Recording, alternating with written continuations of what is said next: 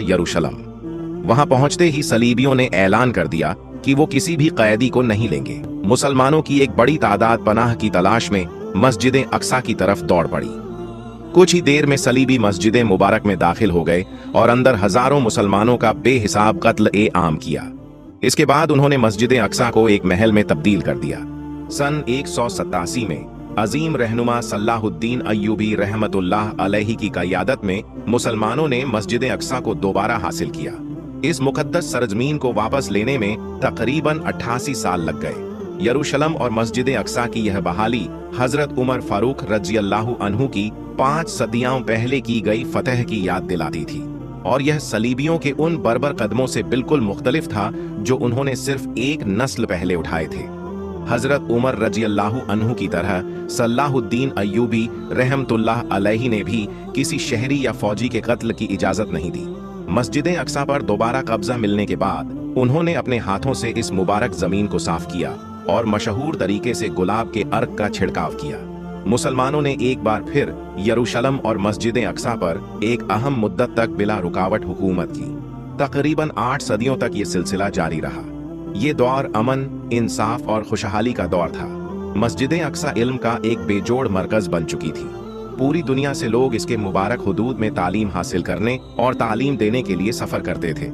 इस पूरे दौर में ईसाई और यहूदी बिरादरियों को तहफ़्फ़ुज़ दिया गया और उन्हें अहले किताब की हैसियत से बराबरी के हक और इज्जत बख्शी गई। खिलाफत उस्मानिया के दौरान भी कई सदियों तक यरूशलम शहर और मस्जिदें अक्सा को इज्जत और वक़ार के साथ महफूज रखा गया। शहर की इंतजामी जिम्मेदारी मुसलमानों के पास थी, लेकिन इस्लामी कानून और उस्मानी निज़ाम के मुताबिक यहूदी और ईसाई अक़लियतों को मजहबी आज़ादी और तहफ़्फ़ुज़ दिया गया। मगर ये सब उस वक़्त बदल गया जब यूरोप में एक सियासी तहरीक सियोनिज्म उभरी, जिसका मकसद था मुस्लिम फिलिस्तीनी सरजमीन पर एक यहूदी रियासत का क़याम। इस सियोनिस्ट तहरीक को अंग्रेजों की खुली हिमायत हासिल थी।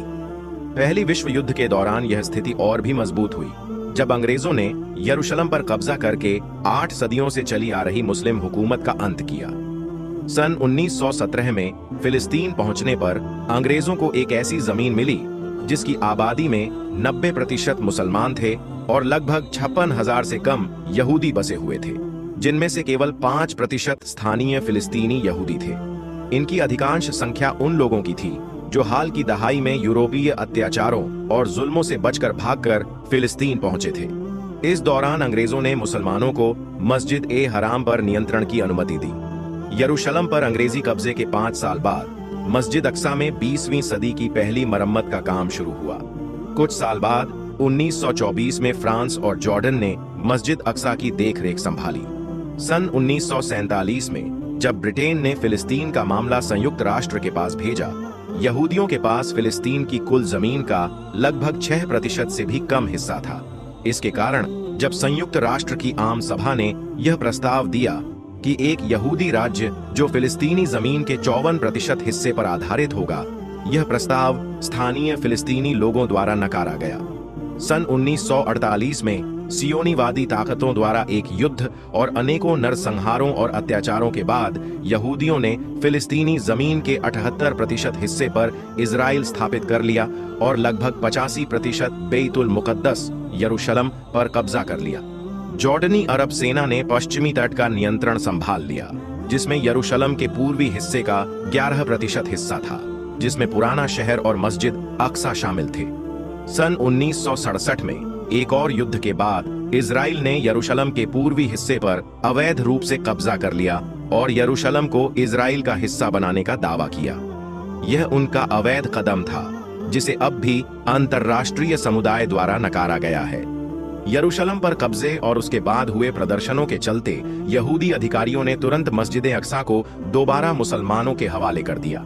एक प्रमुख इजरायली शख्सियत द्वारा मस्जिद अक्सा में यहूदियों की नमाज कायम करने की कोशिशों और इसके बाद भड़के प्रदर्शनों के चलते एक कानून पास किया गया, जिसमें मस्जिद अक्सा में यहूदियों की नमाज पर पाबंदी लगा दी गई।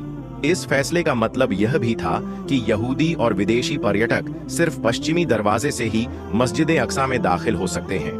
लेकिन 1967 के बाद से कई इस्राएली अधिकारियों ने यहूदियों को मस्जिद अक्सा की जमीन पर इबादत करने की अनुमति देने के आदेश पारित किए हैं, और बहुत सी संस्थाएं इजरायली हुकूमत से मस्जिद अक्सा की मुकद्दस जमीन पर यहूदियों की इबादत गाह की तामीर के लिए दबाव बना रही है।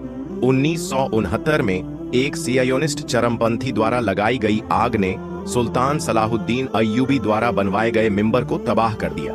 इस मिंबर को दुनिया का सबसे खूबसूरत मिंबर माना जाता था, जो देवदार और अन्य लकड़ियों के 10,000 से ज्यादा आपस में जुड़े टुकड़ों से बिना किसी गोंद या कील के बनाया गया था। आग से हुए नुकसान की मरम्मत में 20 साल से ज्यादा का वक्त लग गया, क्योंकि इजरायली प्रशासन ने मस्जिद अक्सा में जरूरी संसाधनों की अनुमति नहीं दी। 1987 में एक चेक पोस्ट पर कतार में खड़े 4 फिलिस्तीनियों की हत्या कर दी गई, जिससे पहली इंतिफादा की शुरुआत हुई। इंतिफादा का मतलब होता है झटका देना, और यह शब्द फिलिस्तीन को इजरायली जुल्म से आजाद कराने के मकसद के तौर पर इस्तेमाल किया गया। 2000 में एरियल शेरोन ने 1000 से ज्यादा सुरक्षा बलों के साथ मस्जिद अक्सा की सरजमीन पर मार्च किया, जिससे दूसरी फिलिस्तीनी इंतिफादा शुरू हुई। इस दौरे के बाद मस्जिद अक्सा में नमाज पढ़ने के ख्वाहिशमंद फिलिस्तीनियों पर पाबंदियां लगाई गईं, खास तौर पर 18 से 50 साल की उम्र के मर्दों पर, जिन्हें सिर्फ कुछ तय वक्तों में नमाज की इजाजत थी। ये पाबंदियां आज भी जारी हैं।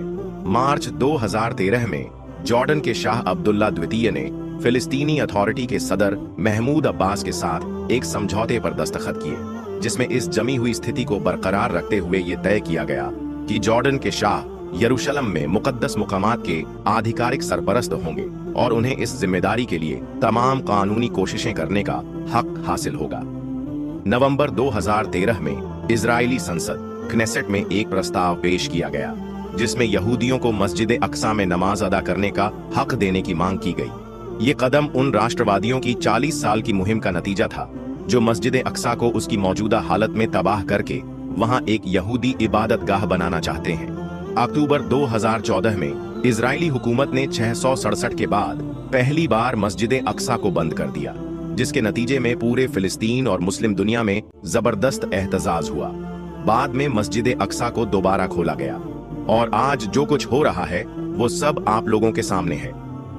प्यारे दोस्तों, आज भी मस्जिद ए अक्सा की फिजाओं में अल्लाहू अकबर की सदाएं गूंजती हैं, मगर इन सदाओं के पीछे एक दर्द छुपा है, उस कौम का जो रोज अपने प्यारों को खोती है। हर दिन हर सुबह फिलिस्तीन की माओं की आंखें अपने बेटों के खून से नम होती हैं। उनका जुर्म सिर्फ इतना है कि वो अल्लाह के घर की हिफाजत करते हैं, उस जमीन से मोहब्बत करते हैं जो बरकतों से भरी हुई है। मस्जिद ए अक्सा सिर्फ एक इमारत नहीं, ये उम्मत का दिल है, और जब दिल पर चोट लगती है तो पूरी उम्मत तड़पती है। प्यारे दोस्तों, हमें भी मस्जिद ए अक्सा के लिए जरूर खड़ा होना चाहिए, ताकि कयामत के दिन हम अल्लाह के हुजूर शर्मिंदा ना हो। ऐ अल्लाह, मस्जिद अक्सा और फिलिस्तीन के मजलूम मुसलमानों की हिफाजत फरमा, जालिमों के जुल्म का खात्मा कर दे और हक का बोलबाला फरमा। उन्हें आजादी, सुकून और अमन भरी जिंदगी अता फरमा। आमीन।